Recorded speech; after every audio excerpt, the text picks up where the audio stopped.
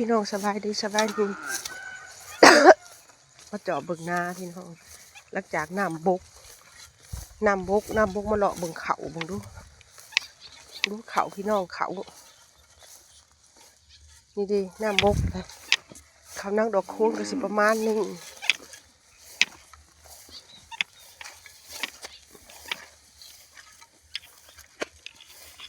มูลแอบแยบพอยังพอเห็ดเขียวอยู่มาทั้งมูลขักก็ได้พี่น้องยังบ่มูลคักปะได้ยังพอเขียวอยู่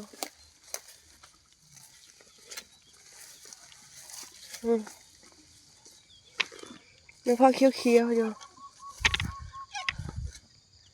นี่ดิเขาหน้านั่งดอกคูณพี่น้องเอ้ยน้ำบุกแล้วเป็ดเติดบ่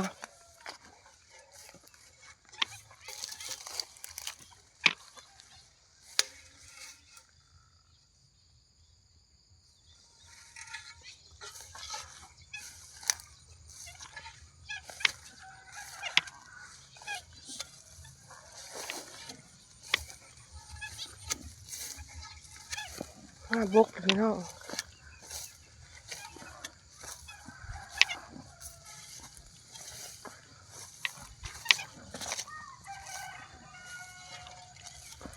น้ำบุกแต่พ้นบุตกใส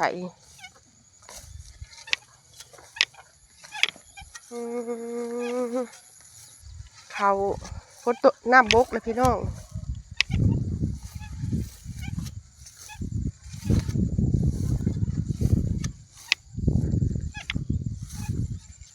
พิจารณางามพอนี่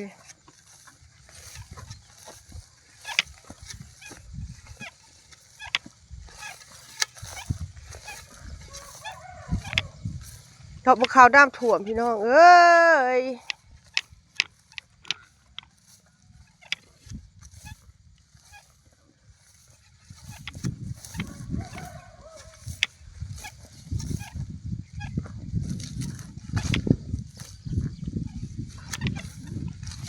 ดอกบัวขาวด้ามถ่ว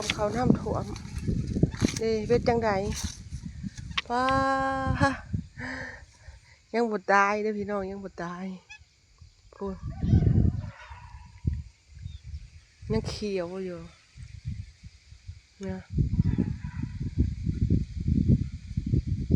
ขอบคุณหลายๆ